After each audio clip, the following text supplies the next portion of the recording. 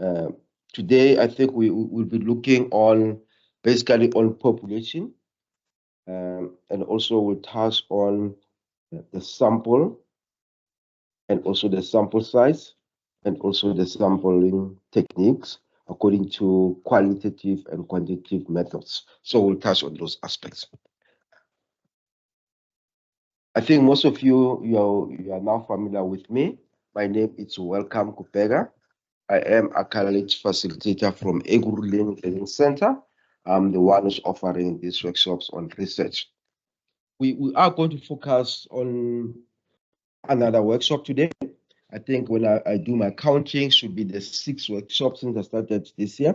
So today I will remember that what we are doing when we started with the first workshop, those of you were there, we gave just an overview on how a research proposal could be developed according to various colleges and so on, but specifically to the College of Education. Other colleges, they got their own way of developing research proposal. So we gave an overview, just a summary. Now we are working on each aspect in detail. That's why we break it down now into smaller details so that you give more focus on each detail of the research proposal. And remember that, colleagues, at the same time, those of you who are already on your M stage, you know that your research proposal becomes your chapter 1 and so on. But let's leave it that for another thing.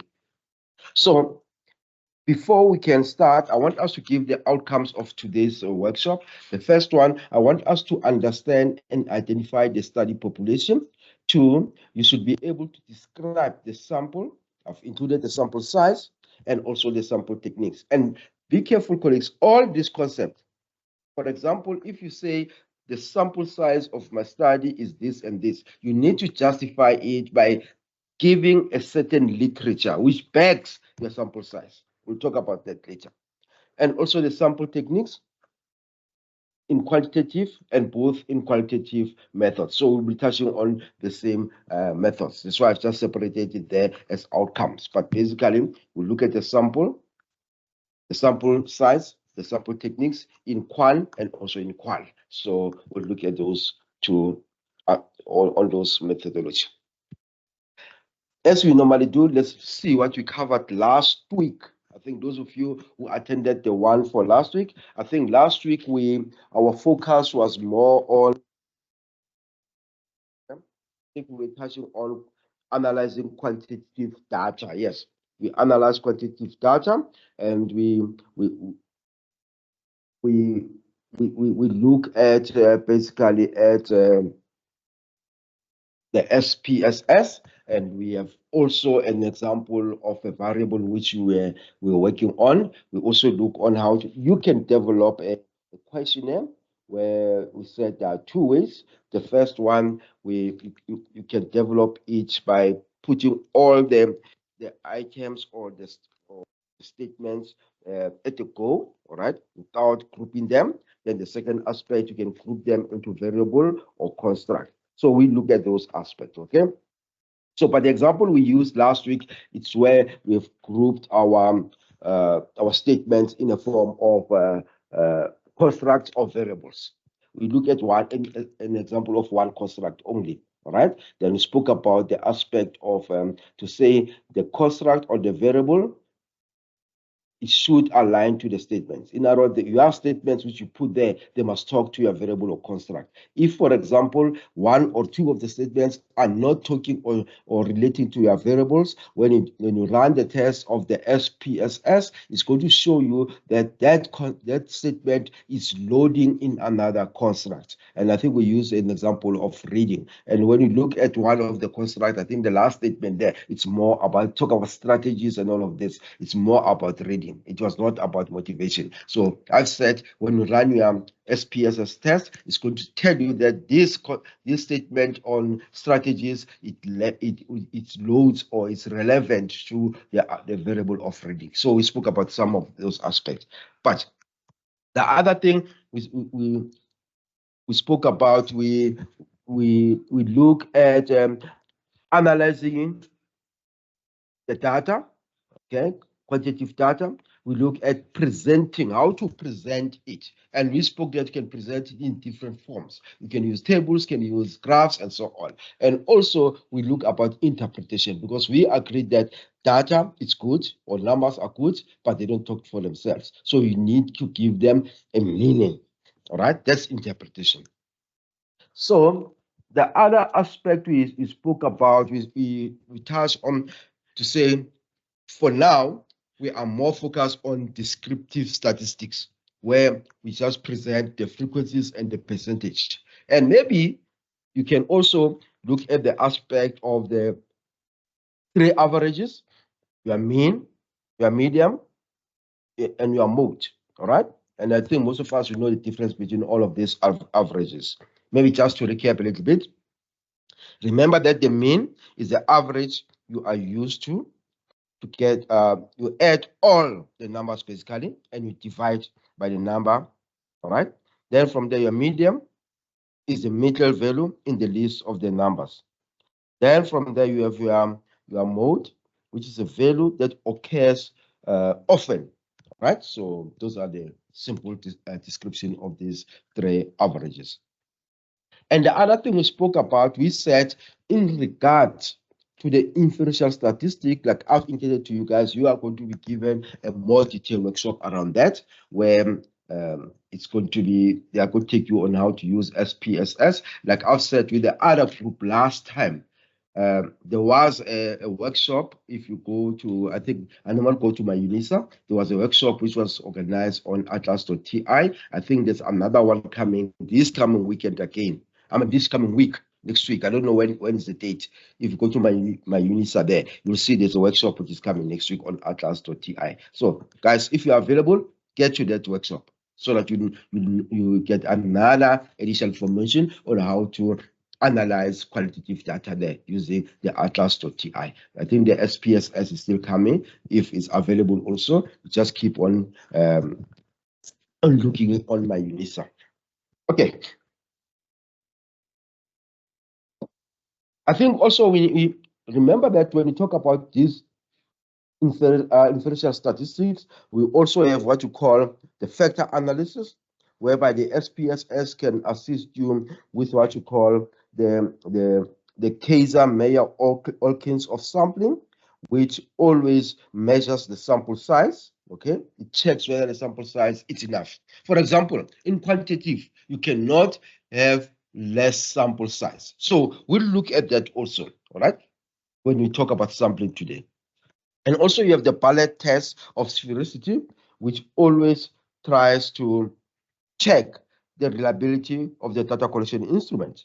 Okay, how reliable is this data collection instrument of yours? Then you have the Cronbach alpha, which also I think the Cronbach alpha is the one which checks the reliability of your data collection. Then you have what you call the Bartlett test of sphericity, which normally goes and measure the correlation between the variables and so on. So those are some of the differences in these inferential statistics which SPSS can run for you. Please, guys, if you want to understand this better, you just have to go to the workshop where I was talking about quantitative data analysis. I think I've presented those aspects perfectly. Okay. Now, when it comes to the interpretation of data, whether it's qualitative, all right, especially quantitative, the first thing what you do when you interpret the data, you first give your own voice. You give your own understanding about a certain statement. All right. Remember what we did last week? We were looking at the statement of motivation. And when I interpret it, I even put different colors there. The first part, it's where I gave my own understanding as a researcher in regards to this statement of motivation, which was more about checking if students agree or disagree, to say they have a better understanding on how they are going to use their studies after graduation and so on. So I give my own understanding to say, if students have a better understanding, how are they going to use their results or their qualification after they graduated? Maybe it also contributes to their self-esteem and all of those things. Okay, that's my understanding. Then after, you back your voice or your understanding with the empirical evidence or the participant responses. What did the participants say? All right. How many of them agreed? How many of them disagreed? How many of them were neutral? Then from there, you link that and you give a support from the literature. That's how we interpret qualitative data. It works better in that way. So if you approach it in that way, your interpretation, it should be the same throughout the document. All right. So you should not change and now decide to first give the empirical evidence, then from there you give your voice, then from there you give the literature. It should be the same sequence throughout. Okay. You can also factor that also when you do your qualitative data interpretation. All right. But remember that your data interpretation in qualitative, you don't give the participant responses according to the Likert scale. You give them according to their verbatim presentation. All right. Their voice, their verbatim. How did they say they respond to this question? Verbatim. You don't change anything. But we spoke about on how to do interpretation last time in qualitative data analysis. Okay, let's quickly look at today's session. Quickly start now. I think all of us will understand what is population. Okay, yes, my sources are a bit old, but at the end of the day, you can get the latest sources which describe what population is all about. All right. I like some of this description for now, especially the one from Bless and Hickson Smith. It says a population is defined, right, as the entire set of objects or people which is the focus of the research and about which the researcher wants to determine some characteristics. In other words, the population encompasses all the people or the participant in that type of a study. Right? It's more broad. It's more broad, the population. But Frankel and Wallin also describe a population as the group of people the researcher will use to generalize the results of the study. In other words, at the end of your study, you are going to generalize your results based on this population. Remember that when we generalize in research, we are saying this outcome, it could also be relevant to the other part of the population which you didn't touch on. We generalize, okay? Because I can't go out and do a study for the entire population of the country, for example. No, but I can take a certain population from certain area of the country and generalize my outcome. Okay, it's been allowed in research. And also, the treehorse.com states that a research population is generally a large collection or object or collection of individuals or objects. That is the main focus. Remember that always your population is your main focus. So you look at your research questions, you look at your problem statement, you look at also your research title and say, I'm going to collect my data from this type of population. So they must talk to each other, those aspects, all right? But we also have different types of population. Well, there could be more than that, but let's pick on these three for now. We have what we call the target population. And most of the time when we write, we don't distinguish between the accessible population and the target population. We just say population, of which is allowed, honestly. But these two are not the same. Let's look at the target population. The target population is the entire group of people or objects to which the researcher wishes to generalize the study findings. All right. For example, my target population could be the primary school learners in South Africa. That's the target. Think about this. If I say my target population, it's all the primary school learners in South Africa. Will I be able to reach all those learners? My answer is no. But what I can do, I can apply what I call accessible population so that I will be able to reach the target, the population which I can easily assess, which I can be easily able to reach to. That you call it the accessible population.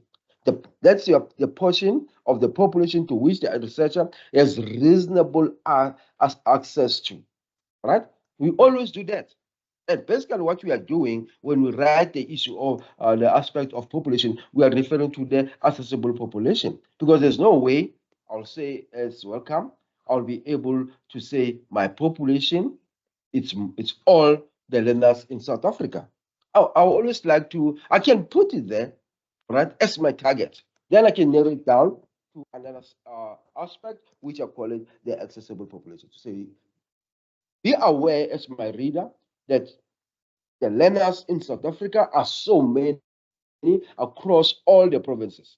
But in this study, I'm focusing only on learners from Gauteng province, then becomes my accessible. And even that one is too huge or too large again.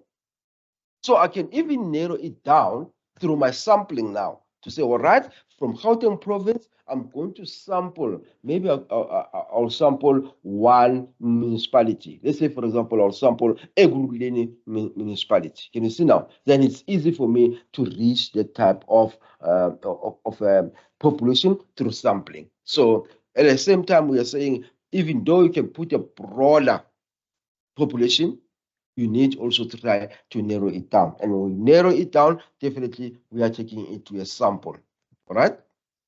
But look at this example of a target population. It says primary school learners in Gauteng province. In other words, I can take all primary school learners in South Africa and narrow this target population into accessible population. But like I've said earlier, most of the time, we don't differentiate between these two concepts, target and accessible. We just say population. If I say the study or the population of this study is all primary school learners in Gauteng province, it's sufficient. No one will ask me to say, welcome, why didn't you give the numbers for all learners in South Africa? No, I can give numbers for only this in this study. Then from there, I can come with my sample. All right. But remember that in my writing, actual writing of this section of population, I can also have mentioned the aspect to say in South Africa, we have so many provinces, so that the reader should not only think that there's only one province in South Africa.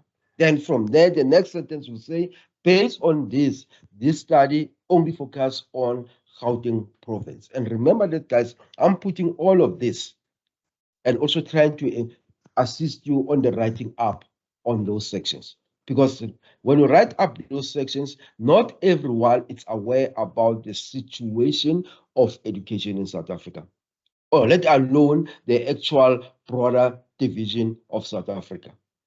Right? So you need to let your reader at least to have an understanding about where are you coming from with this writing. Okay? Well, there's some few terminologies which we always like to understand, especially when we are looking at sampling quickly, right? What are those terminologies?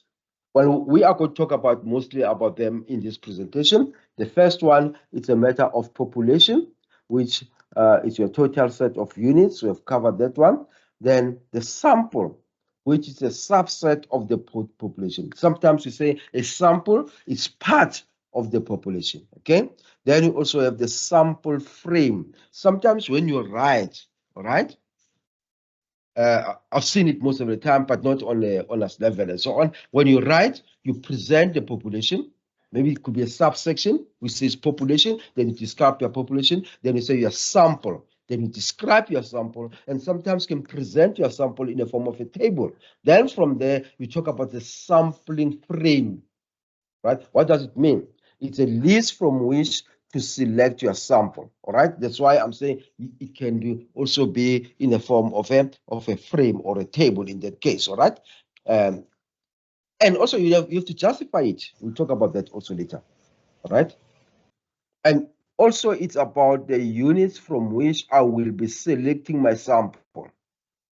Complete list of everyone on everything you want to study. And remember, colleagues, when you talk about sampling, you also need to remember those different type of sampling techniques we spoke about last week. The probability sampling and also your non-probability sampling. And all the examples or types of probability sampling and also the types of non-probability sampling. And remember that when we spoke last week, it became clear that only one type of sampling technique can be used in qualitative. All right, I don't want to go there, but the rest of the sampling example of sampling techniques are used in quantitative. All right, your convenience, your stratified, you name it. Okay, your simple sample technique and all of those things. All right, so the other concept which you also need to be aware of is the sample design. How are you going to design your sample? The methods of sampling, whether it's probability or non-probability. I think I've already mentioned that one. You also need to tell us if you are saying that sample design, it is probability sampling. You tell us what is probability sampling. Then from there, you tell us about the technique you are going to use. First, describe what is probability sampling according to different scholars. Then from there, you tell us what techniques are you going to use. If you're saying you're going to use stratified techniques, then from there, you justify why stratified techniques, okay? Then you give the parameters, the characteristics of the population, all right? We've spoken about that one also.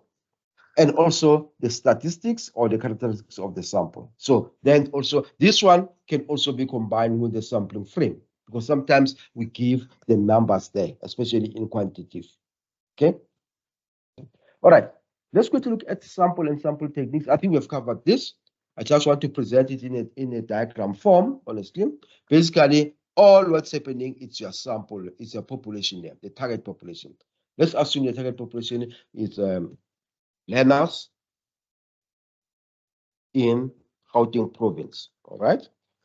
All are the learners here. But because I can't reach this province, it's too huge.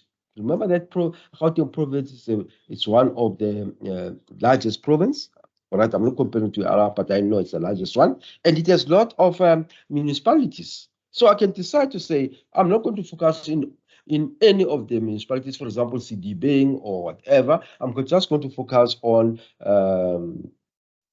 let's take Ekurhuleni, right? I just want to focus on Ekurhuleni. So my sample, I can take it from this Ekurhuleni, okay? In other words, what I'll look at my population, but as I present the total population of these learners, my focus for the study, I'll sample it to Ekurhuleni. So I'll say how many of the learners I'm going to take from Ekurhuleni, okay? Then from there, that will be part of my sample. Okay, I think that's the easiest part. Greetings, Doc. Yes. My question is when we narrow down, maybe let's say to Ekurhuleni, should that be indicated on the title? Well, it's two ways. It's two ways, okay? It's two ways. If, for example, in your research title, you have given also a subtitle, definitely your subtitle will tell us to say your study is focused on a certain area. Let's say, for example, in your subtitle, you have Ekurhuleni municipality. Then definitely it means you are going to give us, for example, the population.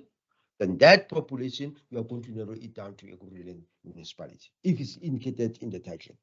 That is obvious, okay? But if, for example, your title doesn't indicate any focus study area, you can still do that. You're allowed to do that. Because remember, you are indicating to the reader to say you are going to collect this data from only this participant. Because I'll have a question definitely. If, for example, you are saying to me, your sample is going to be all the learners in Gauteng province. Already have a question. How are you going to reach those learners? Even though you're doing a PhD, it's not possible. It's not possible. Because you need to talk about accessibility. You are not going to be able to access all those things. And someone said to me, it's easy to reach those people via online data collection instrument, but I still say it's not possible. Because remember that if you do that, especially if you are in education, you need to get permission, right? Definitely the permission will say, when you apply for permission, they will always want you to indicate the actual schools which you'll be focusing on. So what I'm trying to say that whether it's there, the focus study area you've indicated as a subtitle in your study or not, you can still narrow it down. There's nothing wrong with that. Okay, my question is, I think you've covered it when you responded to the last question. As my research topic is on waste management, if it's my topic is waste management, and then the area that I'm looking at is Atteridgeville, but with drawing samples or in terms of my population target around dumping site, I have identified areas within Atteridgeville and not the whole Atteridgeville. So I think your previous answer, it summed up as to when, how do I then collect my sampling, which areas I'm going to use, but then it is covered from your explanation. Thank you. Thank you. All right, we appreciate that. Someone else, the last one, then we move to the next slide, please. My question is on when you have specified your accessible population, can you do that in the title before or after ethical clearance? Because someone was saying, if you know the school that you want to target, for example, do you say that in the title before ethical clearance or after ethical clearance? Okay, simple. Remember that we are not supposed to identify the schools by giving their actual names. That's the first point you must know. We are not allowed to do that. All right. We can identify it, for example, to say all the primary schools in Atteridgeville or 2 primary schools from Atteridgeville. You don't need to specify their actual names on the title, and let alone in the document itself. All right. But when you apply for permission from Gauteng Department of Education, in that form, they will ask you to give the name of the schools. All right. But in your writing up of your document, starting from the title itself, the name of the schools are not supposed to be identified. You can refer to them as school A, school B, or whatever, but not the actual name of the schools.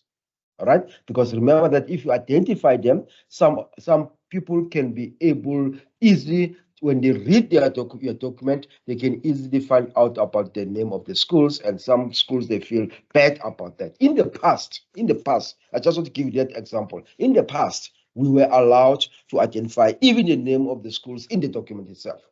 But going forward, because of ethics aspect, we have been advised not to indicate. So I agree with you. You can put it on your title, but don't mention the actual name of the school. All right? Maybe school A or school B or 2 schools from this area. Okay? We are allowed to do that. All right. Yeah. Okay. But remember that all right, I'll take 1, 2 hands only, then go to the next presentation. Before that, the other colleagues was talking about the waste management at Atteridgeville.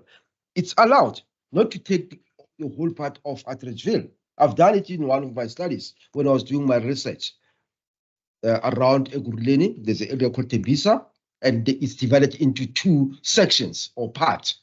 There's a east and west. I took only one. It's either east or west, not both of them, because you find that there's a lot of learners. So you're allowed to do that. Yes, my question is that I just want to understand quickly that if there is a difference between the accessible population and the sample population. No. Let's get clear. We don't have something which is called sample population. We have what you call sample. All right? In other words, what I'm trying to say here, sometimes when you do our writing up, And I want to say to you honestly, guys, most of the time, we are not distinguishing between the target and the accessible population. We just use the one phrase, population, okay? But remember that if you have a distinction between the two, so you need to describe what is your target population. And if you look at the target population, it's more broader, all right? But the accessible population is the one which you'll be able to access easily as a participant. It's not your sample, it's still your population, okay? Then from that accessible population, then you can develop your sample. So that's how we need to write it up. Don't say the accessible population is your sample. No, it's not. Still, you have to come with your sample. If you are writing up just says target population, it's fine with me. Then from there, from the target population, come with your sample. But remember that the question we'll be having sometimes when we see that the target population is too large or too huge, especially when we are writing on a certain level, we can even correct that to say, no, let us narrow it down a little bit. All right. Then we start to narrow it down to accessible population. Then from there, from your accessible population, we take a sample. Because we cannot allow you to say the target population is all the learners from South Africa. That's a big question. How are you going to reach them? What methodology are you going to use to reach those learners? There are too many. So, but if you say, this is my target population, then you narrow it down to the accessible population. Then you say, all right, I'm going to take maybe Gauteng province. All right, learners from Gauteng province as my accessible population. Then from there, you develop a sample based on that. To say my sample here is only going to be learners from Sedibeng municipality, if you want to use Sedibeng. So it's easy to agree with you as a writer for a document. Okay, thank you.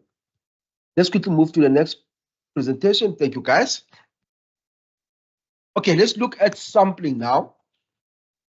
Basically, sampling is a process whereby a group of individuals are selected, I think all of us will know that, from the entire population with the intention of representing the larger group. Please, this is very important. You don't just select the sample to say, okay, based on learners at Ekurhuleni, for example, I'm going to select 20. It should be a representative sampling. In other words, your sample must represent the entire population. In other words, every member of the population must be represented in the sample. I think that's it's easy to put in this way. All right? Your sample, basically, it must tell us that it represents every member of your population. That's why we talk about the sampling techniques. It's there to assist you, okay? So that every member of the population is represented. And field states this: it describes a sample as a smaller collection of units from a population used to determine truths about the population. In other words, when you sample, you're still able to generalize because you get the truth about the population. You cannot put each and every one in your document, or you cannot sample everyone, all the people, definitely. Because if you sample everyone, how are you going to analyze the document? Okay, yes, remember that now. This sample, you need also to look at it from both methodology. Okay, we've spoken about qualitative last week. We've spoken about the point of saturation and so on. But you see what is required or recommended. I'm not saying that, colleagues, you need to agree with me, but this is the recommended sample size as per different methodology. Your sample size is very important, okay? Because we don't want to have a question with I think this far from my side, as I've been reading students' work, I never had so much question about the sample size. I haven't. I found the sample size to be enough and sufficient, okay? But we don't want to find a stage whereby your sample size is going to be questioned. But Roscoe, as cited in Sikaran, proposes the following rule of thumbs. In other words, what they are saying, it's just something which we need to think about. It's not saying it's dogmatic, all right? But we are saying it's just a rule of thumb. And remember that, why are they bringing the rule of thumb? To say, when you write your document, justify why this sample size by citing the relevant sources. And no one is going to query. If you say in the study, the sample size is so much, and this is also supported by the writing by so and so, then you do in-text referencing, then in your reference list, you give the author's description and so on. No one is going to query that. But remember that if your document is going for external examination, the external examiner is going to look at that. So, all right, you've cited this as a justification for them for the sample size. Let me go and do my research about this author. We normally do that. We do research about these authors. If I found that what you are indicating here, it does not correlate with what I've done research on as an external examiner, then I'm going to put a question mark. So you are going to correct that part. But if you agree, both of us, then give a thumb up. Okay? All right. Let's quickly look at this now. The sample size larger than 30. I think we understand that. If my sample is 30 and above, but less than 500, in other words, from 30 to 449 or 500, just to put it precise, that is appropriate for most research. In other words, we say, if you have a sample size, especially in quantitative, of 500 participants, it's appropriate, according to Roscoe, as cited by Sakaran. So that's what writing. You say the sample size is 500, and this is justified by these authors. That's it. No one is going to query that. Okay? But remember that this sample size of, let's say, 500, it does not been determined by the population. Please. Okay? It's just a sample size. You may find that your target population or your accessible population is 10,000 learners, but you sample only 500. It's justified. You could also check, all right, here I was just wanted to say, you can also do some tests in your SPS and check if the sample size is enough and so on. Okay, let's package for SPSS that aspect. But where samples are to be broken into sub-samples, remember, what does it mean? It means you have a sample, then this sample, you break it into sub-sample. In other words, for me, my understanding is that you use a certain sample technique, a sample technique. In other words, there is a sample technique which you'll be using. If I may ask from you guys, what sample technique can you use where you find that you have a sub-sample? What type of sample technique is that one? Under the probability sampling technique, which one? It's your stratified sampling, né? Oh, okay, sorry for that. Maybe my question was not clear. But basically what I'm trying to say here, to have a sub-sample, you can use a technique, a sampling technique, which we call stratified, right? You put a strata. Remember, I spoke about that last week, okay?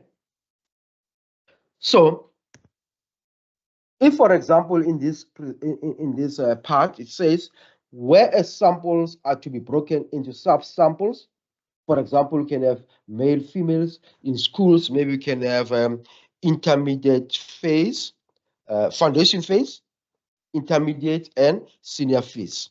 Those are stratas which we get in our South African schools, is it? Okay? So you can sample according to that. To say, I'm going to take part of learners from the intermediate phase, or part of learners from the foundation phase and part of the learners from the senior phase. Or I will say, I will have my stratified sample. My strata will be all foundation phase, where I will take part of the learners from grade R, part of the learners from grade 1, if I'm not mistaken, grade 2, and grade 3. It's still stratified, okay? Then I can leave, maybe my study it doesn't focus only learners who are only intermediate phase and maybe on the senior phase, only foundation phase. So I can use a strata there also, okay? But it says where samples are to be broken into samples, males or females, juniors or seniors, etc. I've just given the other examples there. A minimum sample size of 30 for each category is necessary. All right. In other words, for each category, we are looking at 30. All right. So if I have 2 strata, or stratas, if one to put in that way, male and female, it means I need to take 30, 30. Then it gives me 60. Right? If, for example, my strata is divided maybe into 4. For example, if I sample from foundation phase and that these grades there, grade R, all right, grade 1, 2, up to 3, then it means I need to take 30, 30, 30, 30, and so on. So that's how it needs to be presented. So that there is, remember we spoke about this, colleagues. I want just to come there again. There should be representation, and we always emphasize equal representation. So let's get this now. If, for example, I want just to check you guys, if my population is 30, all right, and I want to have a sample, it means I need to sample all of them. Okay, I can't take part, but it's all of them, because remember we've spoken about this 30. So if 30, definitely I'll take all of them. But if it's above 30, definitely I can apply a little bit of a strata there. So if my sample is less than 30, it means my study won't be validated. Okay, so we need to look at least from 30 and above. Okay, but I've just put this as a point where I've said, is this suggested rule of thumb according to Roscoe also applicable in qualitative research? What's your thinking about that?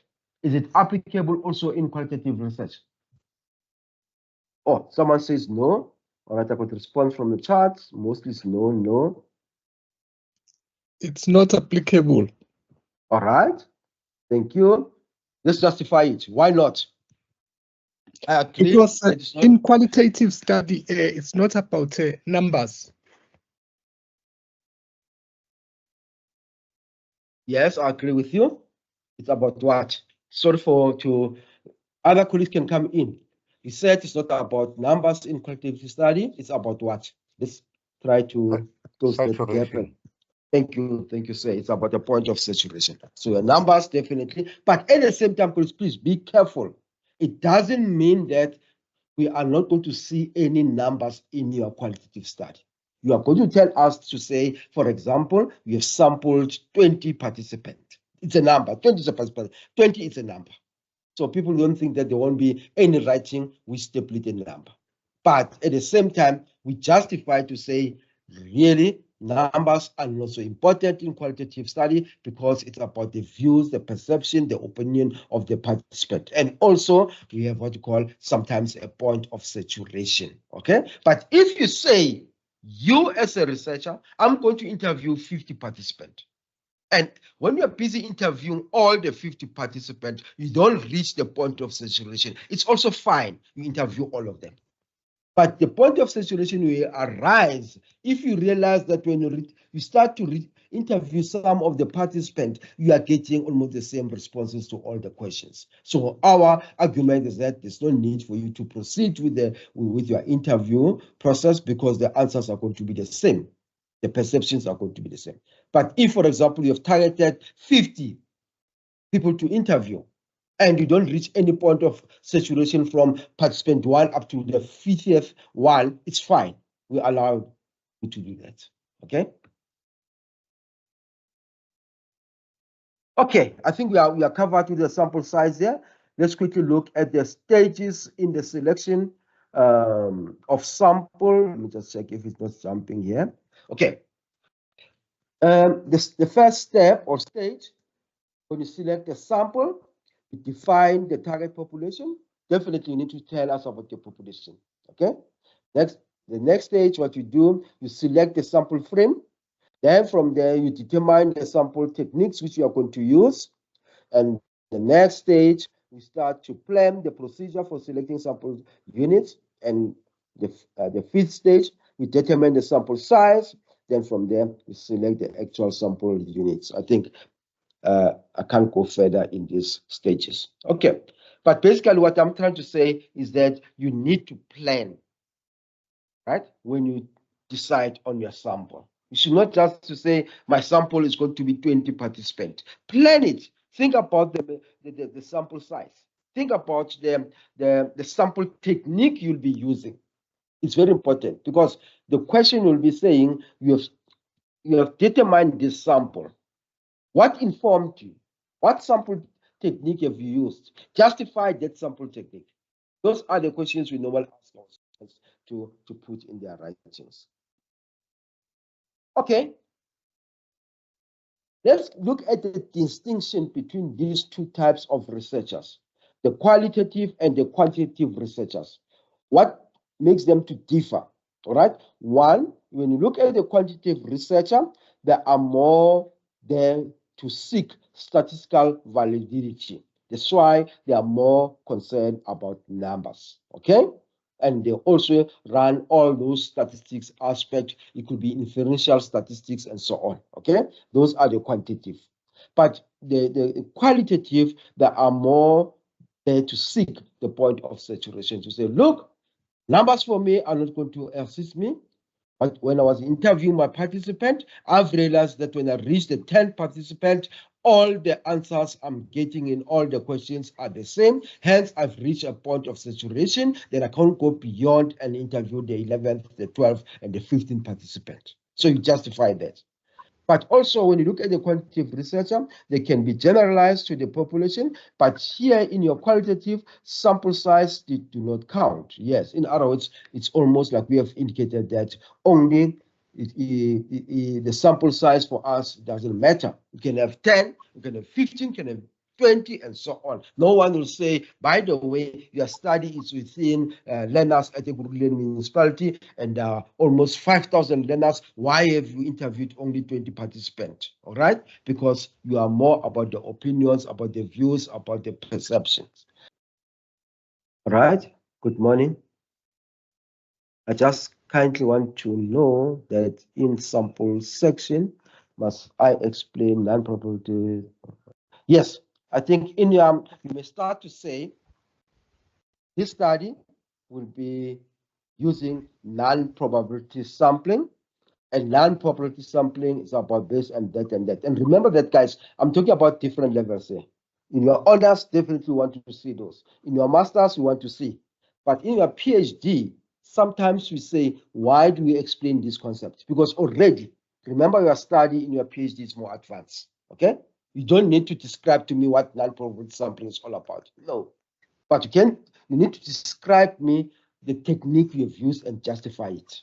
Okay, but in your masters and below, definitely describe to say, for example, this study will be on non-probability sampling technique, on non-probability sampling techniques, and the example of it which you'll be using is stratified and why stratified and all of this. So we want to see that writing a little bit. Okay. Let's go to the next one. It's quite a lengthy chart. I think this one really, you must also try to make sure that you don't narrow your sample too much. Okay? Because sometimes when you narrow it too much, you end up not getting the data which you want. I can still stick with the branch. I can stick with the branch. All right, so this is my branch. Then I make sure that in my branch, I stratify it a little bit. I don't narrow it down to departments, but I stratify it. All right, to say from this branch, maybe I'll take someone, if for example, my study is not only on one department or focus area of functionality, maybe I can stratify it a little bit, but don't narrow it too much, okay? And remember, guys, when you say to you narrow your sample, it doesn't mean that your data you collect only to that sample. And be careful about that. I've seen it, for example, if let's say, I say to myself, let's give you this example.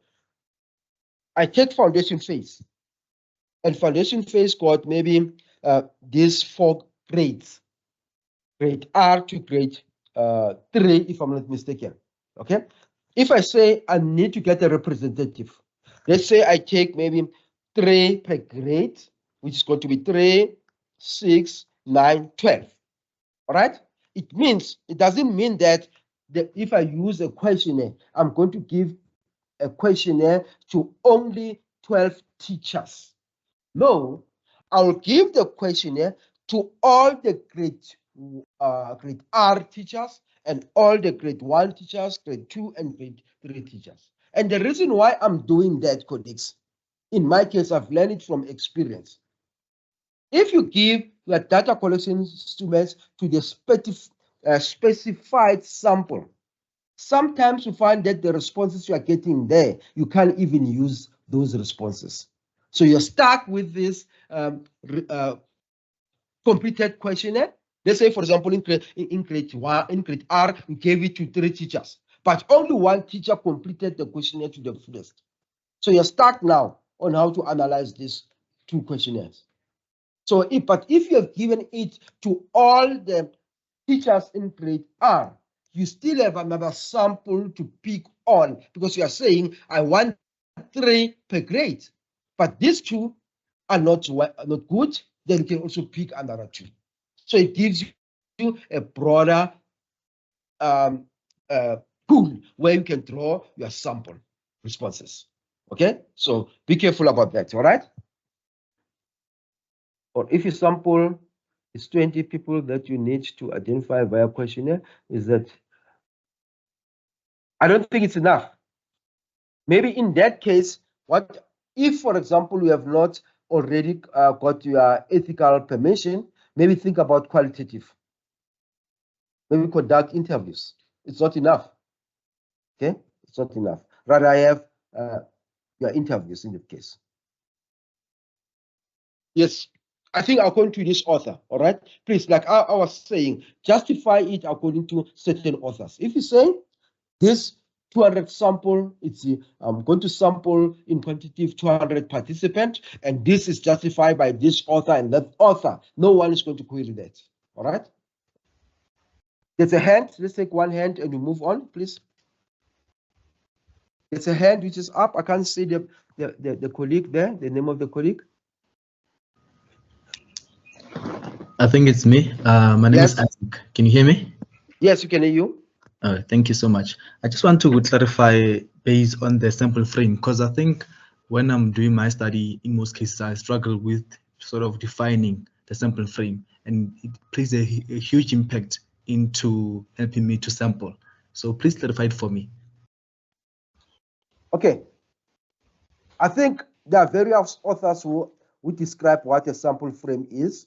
My suggestion is that you need to source those authors, honestly. There are a lot of them. But basically, like I've said here, it's a list from which to select your sample. It's a frame. Basically, what you're saying to me, what I'm saying to you here, a sample frame. You can also present it in the form of a table. I always do that, especially in quantitative, where I put my population, all right, together with my sample and my sample technique. Then becomes my sample frame. Okay, then I'll tell to say the population, for example, is so many participants. I give the number there in quantitative. Then from there, I'll describe the sample. All right, what sample technique what sample I'll be using, probability or non-probability. Then from there, I'll give the number of the sample to say I'm going to sample, let's say 400 participants. Then from there, but still I'm going to use a certain type of a sample technique. For example, I'll use stratified sample technique. Then I break it down according to different stratas. All right. If, for example, I can give you an example of the one I've just used now. If I say my sample is going to be all the foundation phase learners or teachers, let's say teachers, then I give them according to strata to say maybe in my sample technique, this is a strata I'm going to follow. I'm going to look at grade R teachers, so many, grade 1 teachers, so many, and so on up to grade 3 teachers. That's how I put my sample frame. Remember that it's more on a table. Then I go down under the table, just I put some little bit of flesh to put some weighting around it. But the table will be there. Then I describe this table. So it works better for me in that way. That is my frame, my sample frame. Okay? Thank you. So yours could be different, but what I'm trying to say, sometimes the table does wonders for you. Then you explain the table or describe it. And also, if you put in the form of a table, if you are going to present your work in any platform, maybe a colloquium or a conference and so on, you just project the table. Then you talk over the table itself. Okay. I think now we need to move a little bit. Let's look at the sample techniques, especially in quantitative, then we go to qualitative, right? We agree that in quantitative research, both probability sample and non-probability sample are applicable. Make note of that. But in your qualitative, only non-probability sample is applicable. And again, only one type of non-probability sampling you can use in qualitative, right? But basically what I was trying to say, starting from the scratch there in this slide, is that in quantitative research, both probability sampling and non-probability sampling are applicable. But when you go to the qualitative study, all right, only non-probability sampling technique is applicable. And the example of that, we also got only one, which is purposefully sampling and so on. Sample per purpose, okay? The others are not applicable, like you are stratified, like you are simple, and all of those. But when you look at the simple random sampling, it's where the members are selected in such a way that all members of the population can get equal representation. This is an example. You want to select a simple random sample. You want to select a simple random sampling of, I think should be sampling there, of 100 learners of school A.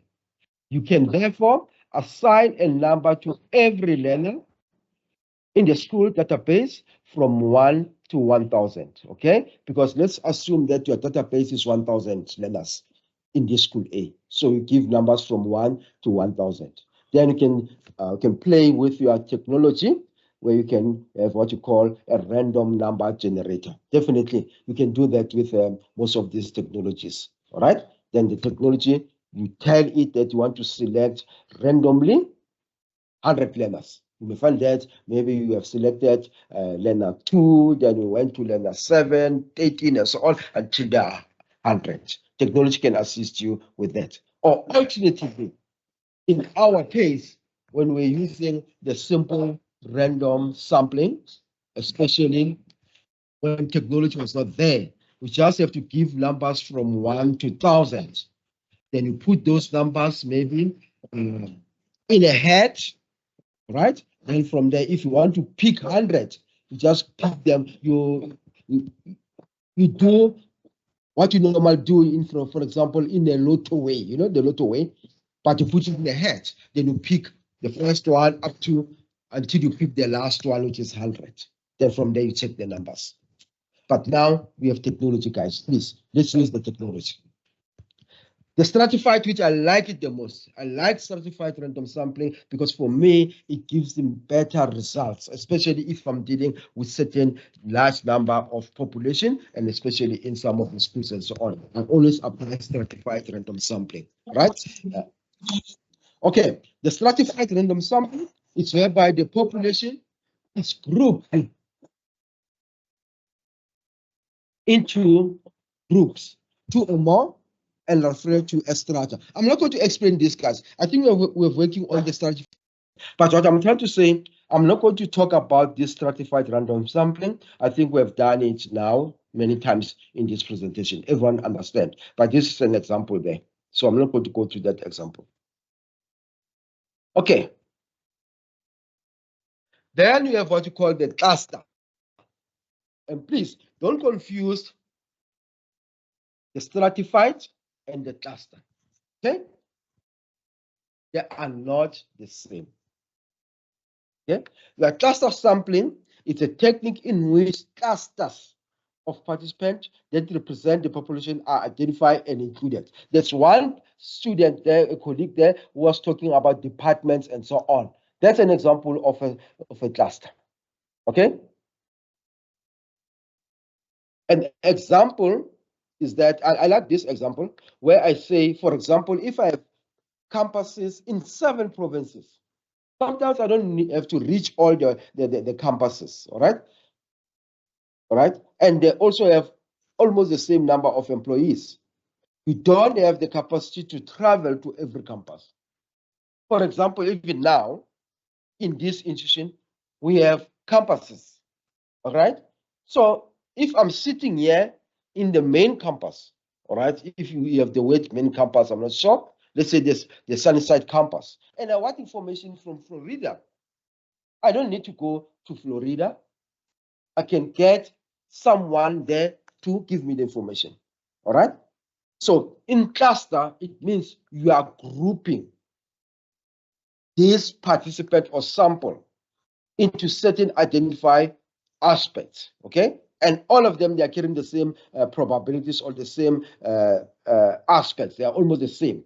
And maybe the numbers, they can differ there and there, but they always have the same numbers. If, for example, we say, I'm just giving you this as an example, in each campus, let's say we have 4 campuses, and all the 4 campuses are offering the same courses according to the same colleges.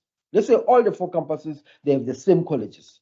So if I want information from campus D, I don't have to travel to campus D. I just need to source the information by requesting it from the campus representative there, all right? So in this example, it does make a little bit of, it's not so much confusing, but you need to indicate what is cluster sampling and also describe your cluster. That's all what you need to do, all right? But most of the time, I don't use the cluster sampling, but other colleagues, maybe they are using it in their studies. We also have what you call the systematic sampling. Okay, someone says, does that making the 7 campuses a population? No, not exactly. Not exactly. Remember that within these 7 campuses, we are saying in this example, all with roughly the same number of employees. Okay, it's just a description to say we have 7 campuses. But what's your population? Basically, these are the number of employees in each of the campus. That becomes your population when you add them all. Let me attend to the chart quickly. It says, if my sample is like this, 1 head of department in foundation phase, 2 teachers in foundation phase, 1 head of department. Yes, you can use a table, but I don't understand about this 1 head of department. Or in other words, basically you are going to sample teachers and head of department according to the different phases. It's fine, put it in the table, all right? Then you say phase, maybe the first column should be the phase, then your foundation phase, then head of department, then teachers. Then you give the representation of numbers in the form of a table. Then justify why, and tell us about that sample technique. Please, it's very important. to have a table and you don't describe the sample techniques, it's a problem. Because I'll ask you, what sample technique have you used there and why? Right? So your writing up also should cover that. Okay. All right. I want us to look at systematic sampling. It's whereby every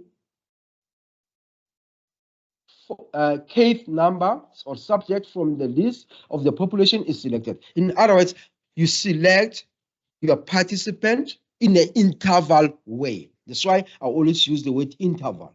But where do you start? It's a very good point. Where do you start to have this interval? All right.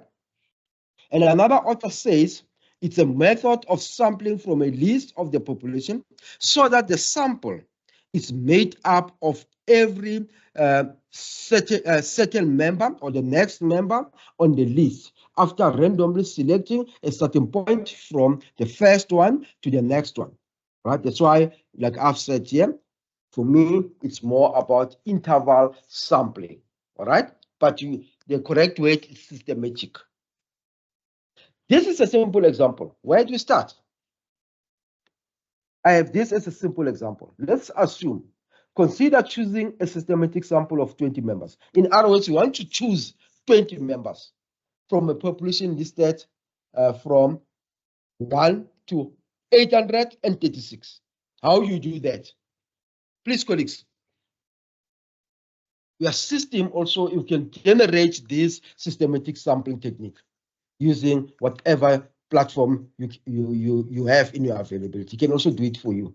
But the easiest and the other way of doing it manually, you start by doing this. All right? You start first to find the K and divide by 20. In other words, your K, you get it, this number, which you want to sample, you get it by taking the total population, in this case is 836, then you divide by the number you want to sample. In this case, it's going to give you this number. So you round it off now. It's 14.8. We don't have a number of people whom we can call them 41.8. You round it off, then it means it's 42.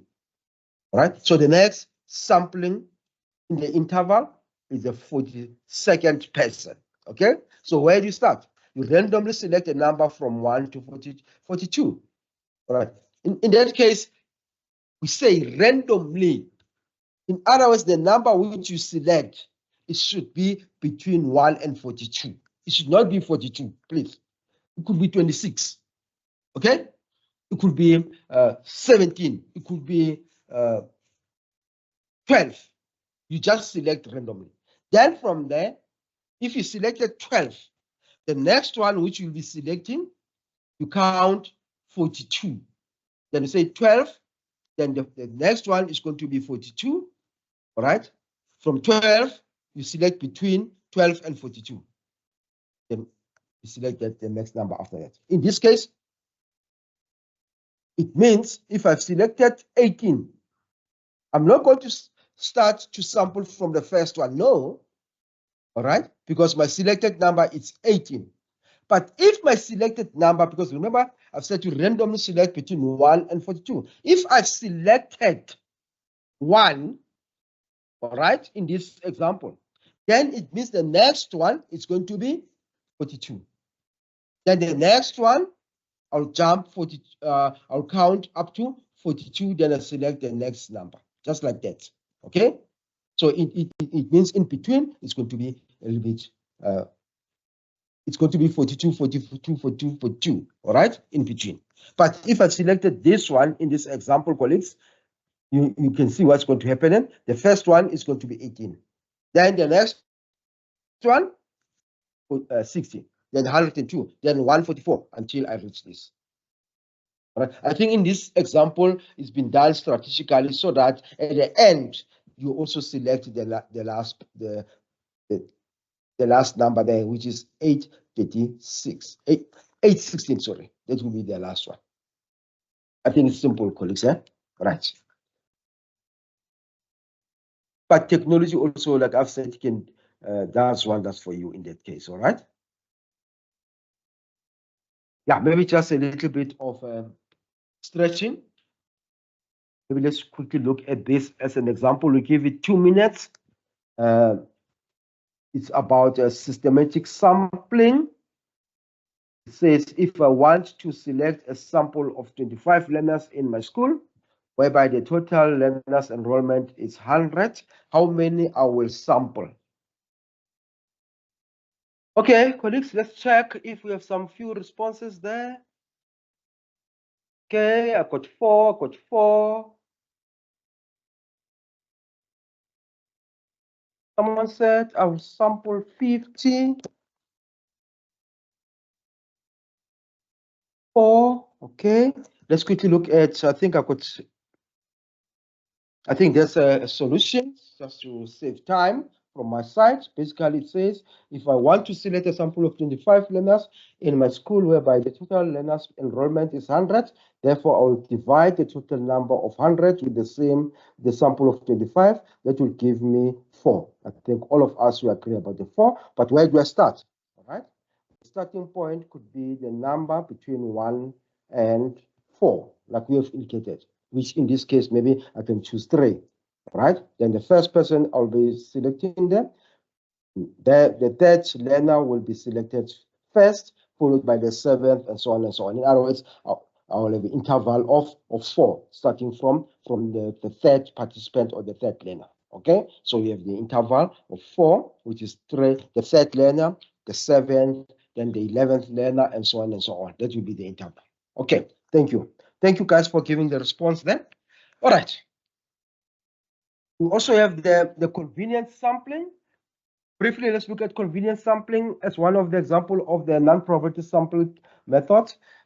It's a process whereby whoever is available at a specific time. In other words, it's convenient. I just look at the learners who are available at a specific time. For example, I've just given this one. If, for example, you are researching opinions about student support services in your university. So after each of your tasks, let's say I'm teaching the task, then what I will do, I will ask the fellow student to complete a survey on the topic.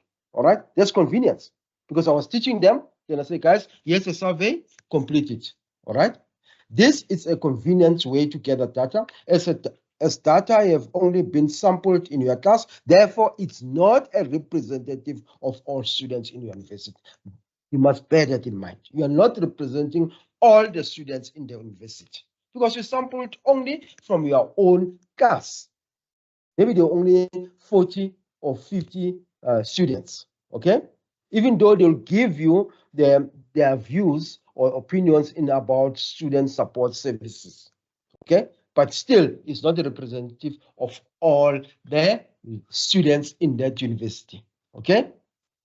So I can't, yes, I may go further and do my writing up and justify why I've used sampling this convenience sampling technique, okay? I can justify that up. But remember, at the same time, when I generalize, I need to indicate that the generalization, it does not cover all the students in my university because I've just used a convenience sampling technique. And I can use, mostly I like convenience sampling techniques when I do my pilot. It works better for me, right, when I do my pilot study. When spoken about the purpose safe sampling, where we said this one, it's more related, please, it's more related to qualitative, all right? We can use it, we can use it also in quantitative, but it's more on qualitative. Participants are selected based on specific characteristics, experience, or knowledge. In other words, how do you select your participant? You are looking at specific aspects. If I'm saying I'm looking at the students or this participant or these teachers because of their experience, it comes purposive sampling because the focus is on a certain skill, which is experience and so on. Okay. This is an example. You can sample your participants because you want to get the understanding of the first generation students. In other words, if I want to get my understanding about the experience and opinions of the first generation students in my university, I must apply purposive sampling. In other words, I won't sample everyone. I'll sample only those participants who are the first generation students. I think all of us will know what the first generation students are, okay? Those are the students who are the first from their families to come to university. No one within that generation have set a foot at the university. The first one. Then I select only those. Okay. Quota, I think we are familiar with quota, guys, sampling. We've used it especially in the past and especially after 1994, where there was a quota system in some of our sporting codes. All right, could be soccer, could be rugby, and so on. That was quota. So I'm not going to go further with that. Snowballing, it's very important also. I think I've seen how snowballing has taken place, especially during COVID. And I enjoyed that type of test by one of our students, honestly. She was doing a master's by then. So what happened with the student, let me just firstly explain what snowballing is, so to understand it better. It's when you don't know the best people to study due to complicity of events. Think about COVID. We have a lot of complicity in regards to COVID. So what happened with these students? These students had an ethical clearance from the institution, all right? This institution, by the way, all right? So in a study, she said she's going to do quantitative method where she's going to issue out questionnaire to the participant, okay? Now, COVID came in, and the ethics was given to the students, I think it was in 2019.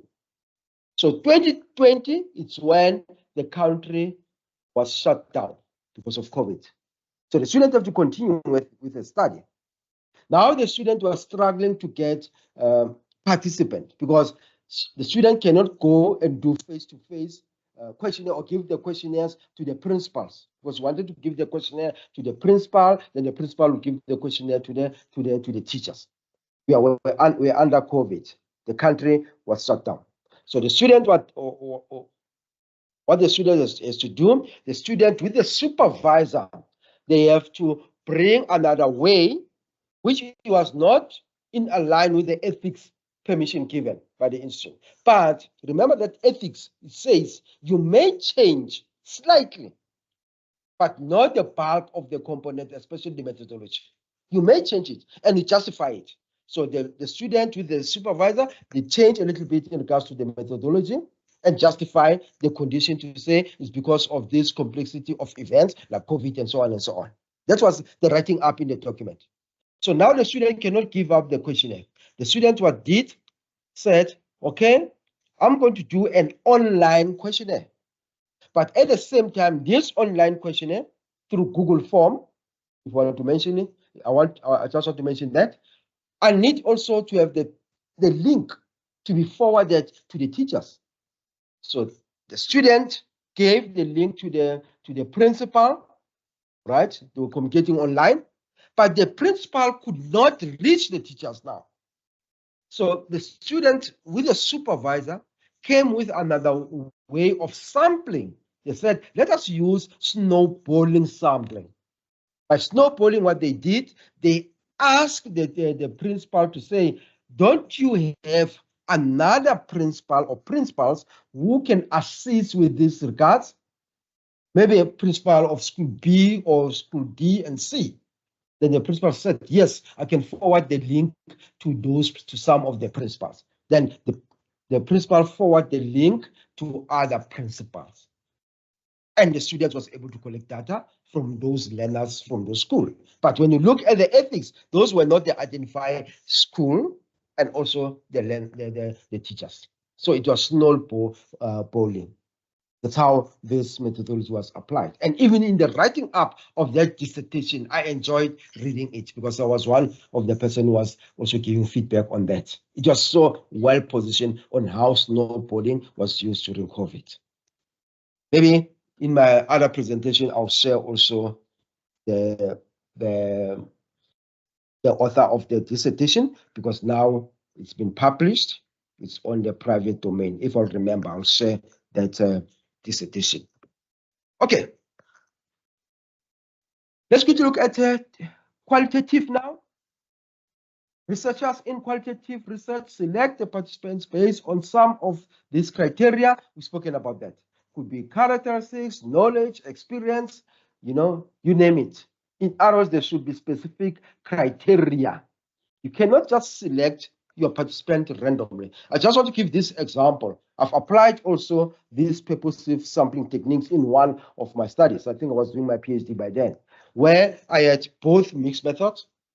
I collected data through quantitative and analyze it. And I did also qualitative data collection, where I interviewed a certain number of school heads.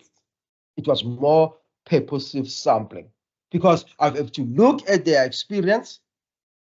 I have to look at the knowledge in regards to the topic I was researching about. That's why I have to pick them and choose them in a very good way so that my data could be well informed, because I could not, there's sometimes other principals, for example, they don't have knowledge in most of the stuff. Some of them, you may find it's a new principal and it's not knowledgeable on a certain aspect you are researching about. So you can't put that person in your interviews. So you want someone who has knowledge and also they have the experience. In my writing up, I indicated why I have chosen or selected this participant for my qualitative data. I have to justify it, okay? But look at what's happening here in regards to qualitative research. It says the purposive sampling techniques is mostly used in qualitative, and we've spoken about that one, all right? This is clear that no probability sampling technique can be used in qualitative study. Please, we need to be careful about our writing up, all right? Other students, they'll talk about probability sampling, and they're talking about qualitative research. Then I have a problem with that, okay? But others will say, I've just used stratified sampling, all right, as a technique. But when you look at the research, it's qualitative. Then I ask myself, how does stratified goes into qualitative? So we need to be careful about our writing up. Okay, let's quickly look at the sample size. We've spoken about the sample size in quantitative. We remember that. All right. Now let's look at qualitative.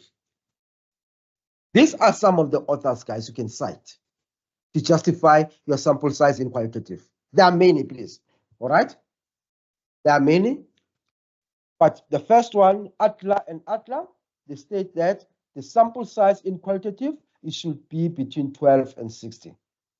But the average they are recommending is 30. In other words, they say they don't see you interviewing 60 participants, maybe up to 30 or 12. Please, guys, you cannot say to me that you have interviewed 2 participants. That's a problem. It's a no. I don't think there's any author who talks about that.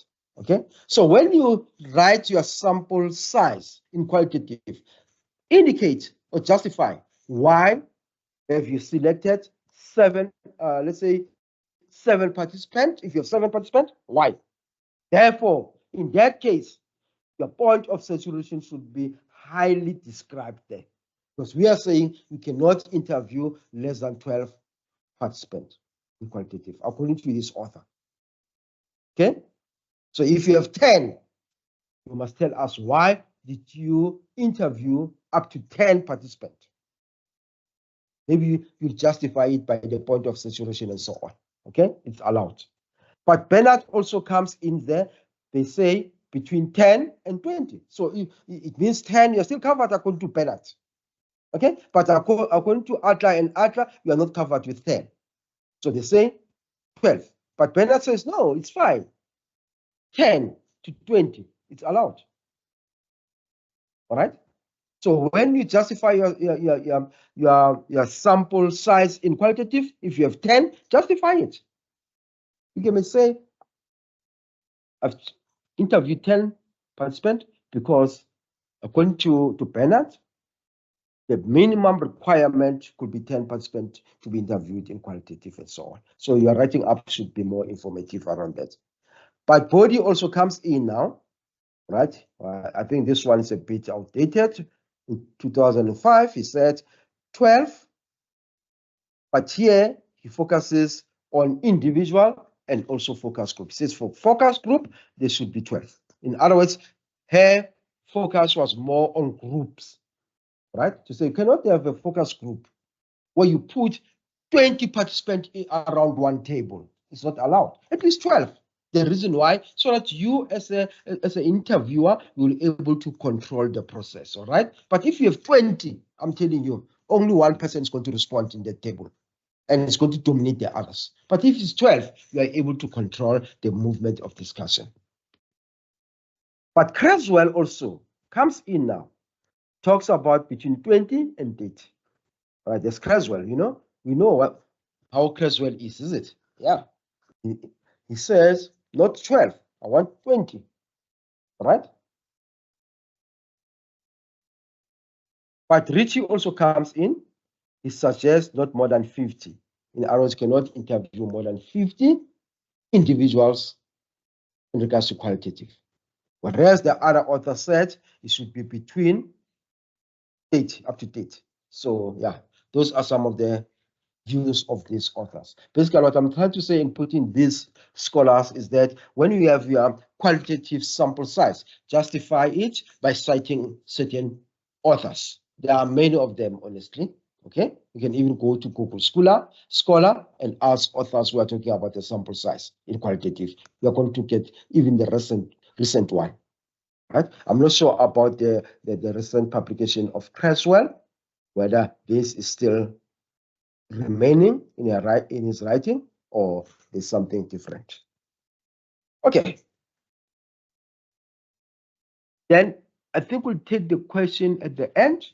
Let's go to the writing up. How do you write up this section in your document? Research proposal, how do you write this? In your honors, how do you write the population and the sample size? Suggestion? The writing up in the research methodology chapter, especially if you're doing your research report and your research proposal. Firstly, when you write about the population, you describe or define what population is according to various authors. That could give you 1 or 2 paragraphs. It depends on your writing. And then after you indicate the study population and so on, all right? I always say 2 or 3 paragraphs or 1 paragraph is sufficient. It depends on your writing. If, for example, they say in your assignment for population, they want 2 pages or 1 page, it means, or they say 2 pages, it means you expand on your writing there, okay? All right, the sample size and the sample techniques, the same. I always start by describing the concept or define it, especially in your masters and your honors. It's where we start, all right? Then you describe the sample as per research methodology, provide the sample size, like we have indicated that you can also use tables there, okay? And also you describe the sample technique used, right? And you justify why this sample technique is relevant for your study.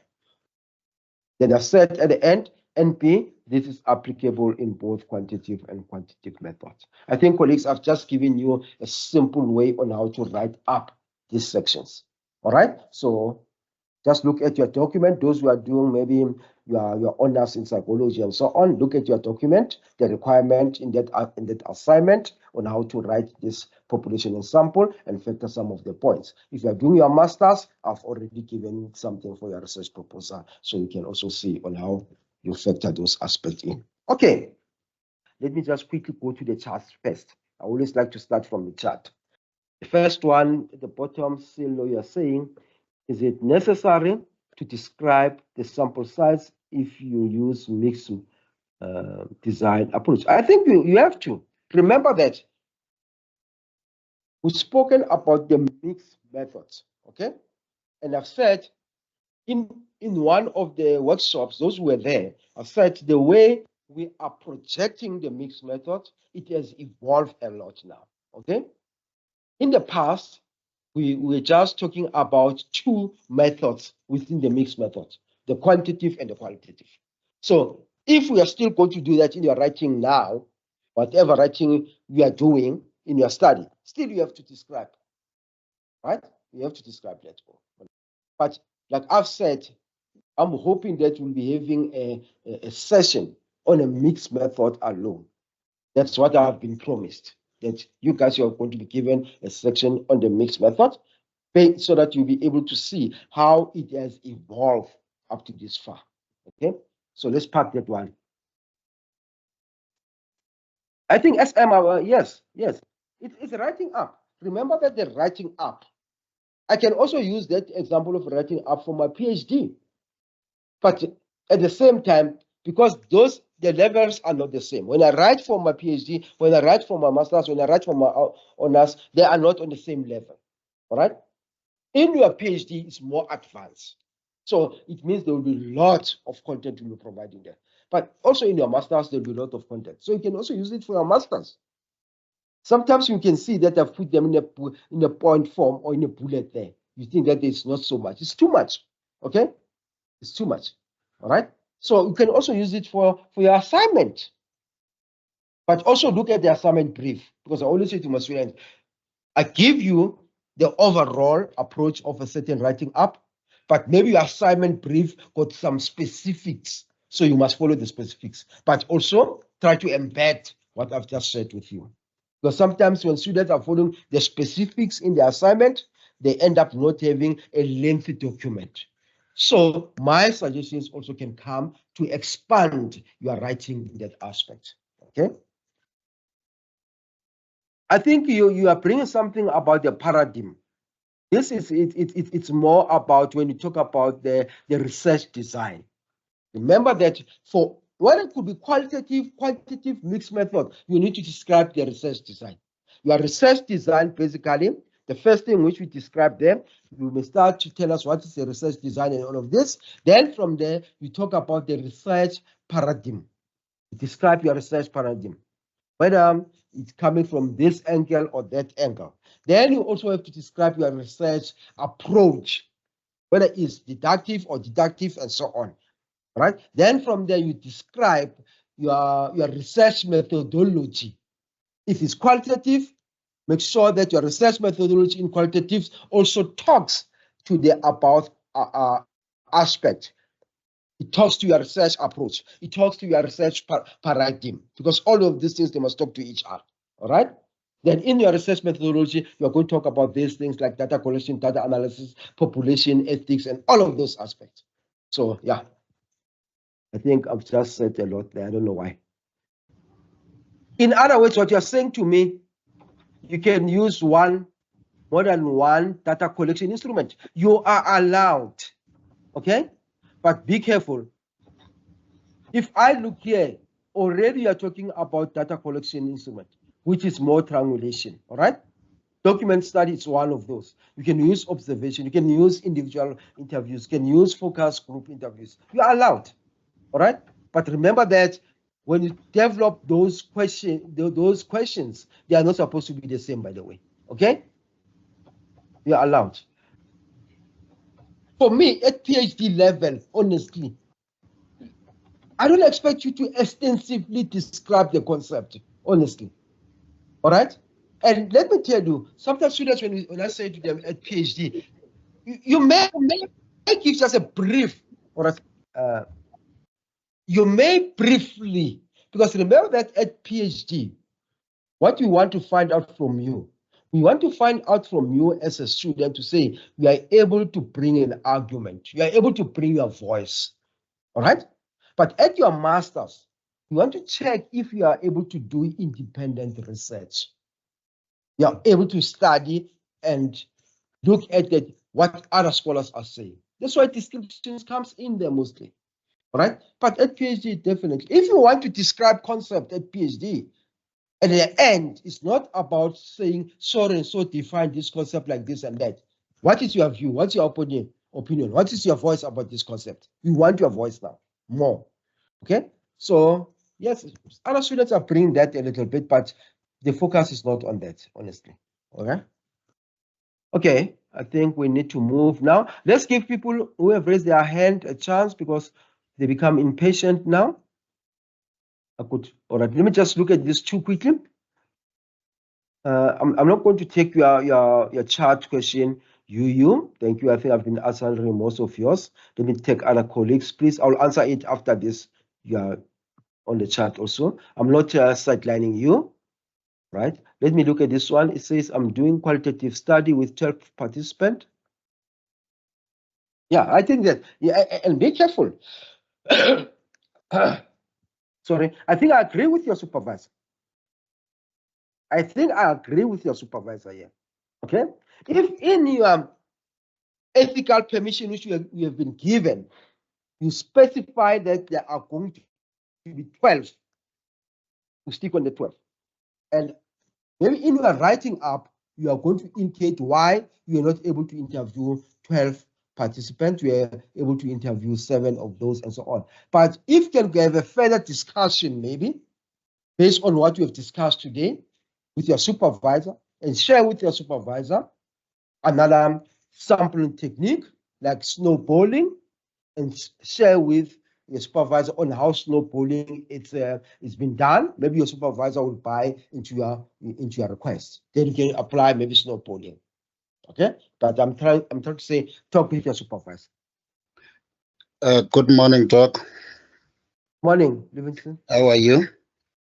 I'm good. I'm good. Yourself today? Very well, thanks. Right. I have seen the numbers that you have flagged for different scholars with regards to the numbers that should be included, that you should have as your respondents when you are doing qualitative study. Now, what determines the number so that you can say it's sufficient for my study? Is there a method that you need to use to make such a determination so that the one who examines or your supervisor cannot say you have interviewed a few people? Thank you. I did hear your question, all right? But basically remember that it depends on the writing up. When you do your research proposal for your master's, for argument's sake, you are going to put some numbers there, all right? You're going to put some numbers. And now, to determine the actual sample size, you are the one who's supposed to convince us to say this number of sample, let's say 500. Where do you get the 500 from? Which author justified that? If, for example, I'm saying I'm going to sample maybe 50 participants, which author can I cite to justify my sample size? And no one, like I've said, no one is going to argue with you. Okay? No one. Because we are going to talk about the sample technique and also the sample size. And if you say to me, definitely my sample technique is stratified and my sample size is going to be maybe 60 participants based on the following strata, and this author also argues that this could be a justified sample size, then you cite the author. No one is going to argue with you. Okay? But like I was saying earlier, is that when you do external examination, sometimes we want to verify these aspects to say you are not lying to us. I'm not saying that students are lying, but what I'm trying to say, these are the real facts. Then I go online and check different scholars. If you have indicated one scholar, then say, all right, let me check Altler and Altler. What do they say about sampling size? When I find out that no, based on this year of publication, they were not talking about this sample size in quantitative, then I'll make a question mark. Then I'll say to them, to the feedback which I'm supposed to submit, to say the student must really look at this aspect because this author says this and this about the sample size in regards to quantitative. All right. In other words, make sure that your facts are correct, so that whoever is going to try to verify them will find the same answers to your fact. There's no way you can say this is a reasonable sample size or this is the required one. You are the one as a writing up who's supposed to tell us. Okay? But you cannot thumb stamp this thing. Refer to a certain source. That's how we normally determine some of those aspects, especially in quantitative. Qualitative is not so much complicated, all right? But quantitative is the one which is more complicated. Because remember that other external examiners, they will say, no, You cannot sample 60 participants, all right, for this study, whereas your population is 200 learners. Can you see now? Another external examiner could query that. But if you are right in your writing, you've put your facts clearly and you've cited certain authors or sources justifying your sample size, no one is going to query that. There's a hand which is up here. Let's take the hand quickly. Thank you, Doctor. I just wanted to ask, I'm a bit confused now. Can you tell me the difference between the purposive sampling and cluster or stratified sampling? Because in my mind, if you are purposefully selecting certain people that need to answer your interview or questionnaire, isn't that also a form of stratifying to say that I'm stratifying on these qualities? So yeah, what's the difference between the two? I think my understanding about strata, that's why we say stratified sampling. Then you have certain strata. In other words, you group them. All right, you just group them. Okay, and when you stratify it, you make sure that there's equal representation, so that no one is left behind. Okay, let's say, for example, maybe I can use, I don't know which one I can use now. Let's say, for example, I want to get to give out a questionnaire to a certain college, all right? And in this college, I'm focusing on management. Then in this college, I'll give certain questions to the top management. I'll give it to the middle management. So that's strata, right? It's a grouping. But purposive sampling, in other words, I'm drawing my sample, taking into consideration certain characteristics. Remember that in strata, I'm not focusing on characteristics. I'm just focusing on grouping. If I look at top and middle management, they have different characteristics.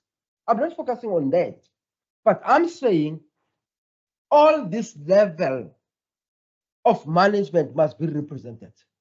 All right, not looking at their characteristics, not looking at the knowledge and so on. Okay, but when I look at purposive sampling, I will say no. I can't just take anyone because I want equal representation. I'll take people who have a knowledge and understanding, who have a skill and experience in this type of a phenomena or in this type of a study which I'm conducting. That becomes more purposive sampling. That's why we say it's more applicable when we are doing qualitative studies. I'll give you this example. Yeah. Okay, so in other words, you can basically use both. You can use both, because first you say I want upper and middle management. That's a strata, and then within upper and middle management, you can maybe say that you need to have a discussion with the CIO or the CFO that works with the following programs or technologies. So, or has knowledge of technologies. Would that be both? But please, my only request is that when you do your writing up, tell us what type of sampling technique have you used. And there's no way these two could be the same. Okay? They quite differ. Look at other authors, how do they describe or describe these two types of sampling. I can put it up to this far in order to give you a better informed understanding on those. Those are the two different sampling techniques. Okay. Sometimes you may think that is almost the same, but for me they are not. Okay. All right. I think let's take the. All right. I think as Sifuji, let's look at your part quickly, then we close it up, colleagues. It says there, my research proposal has been approved. However, I have not included the research paradigm in that approved proposal.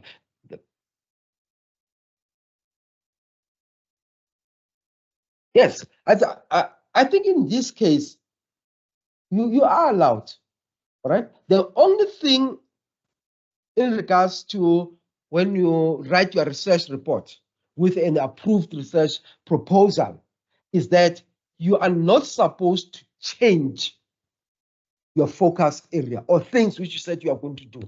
But you can add, it's been allowed, honestly. If I've said I'm going to conduct qualitative study and it's been approved in my research proposal and through ethical presentation and so on and all of this, I cannot come when I write my research report, now I come with quantitative methods. No, that's not allowed. But you can also describe your paradigm. And in fact, it was supposed to be there in your research proposal.